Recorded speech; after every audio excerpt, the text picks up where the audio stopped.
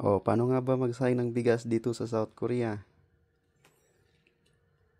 Una, kuha kang bigas. In my case, ito lang yung kaya kong ubusin. Yan. Okay. Then, next. Tapos, hugasan mo.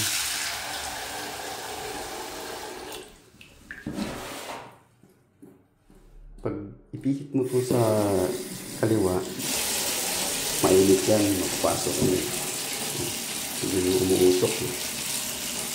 Sa kabila naman, malamig. Tapos, dito ka lang sa gitna.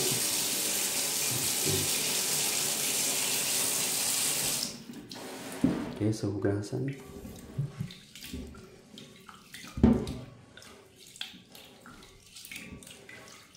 Ganito mag-prepare ng bigas dito kung paano sila magluto.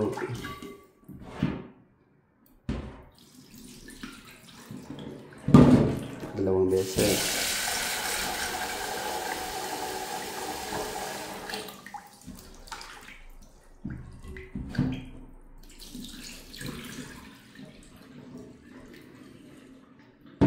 Tapos yung sabaw, estimate mo lang. Kasi ako nagsusukat sa daliri. Kawawa naman yung mga walang daliri. Di makasunod sa tutorial. Kaya estimate nyo na lang para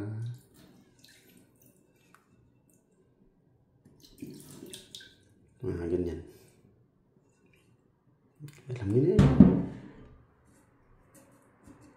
Kung sa tingin mo parang kulang, hindi magdagdag ka. Okay. So, next, ang gagawin. Siyempre, lagay mo sa rice cooker. Yan. Dapat malinis yung rice cooker mo. Okay, tapos close para di mahanginan. Then of course, saksak natin yung plug. Okay, so umiilaw na yan. So, ang ibig sabihin yan is warm. Boom. Twisa naman yung cooking. Okay, press mo lang down. So, antay-antay na lang tayo na mag-switch sa kaliwa yung light. Okay. So, antay-antay lang. Okay, ayan. Nag-switch na.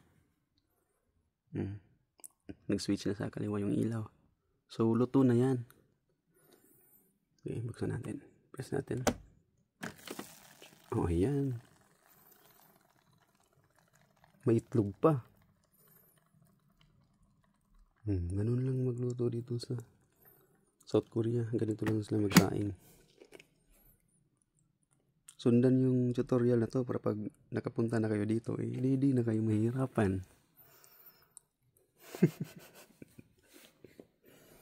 Bye-bye. Please like, share, and subscribe.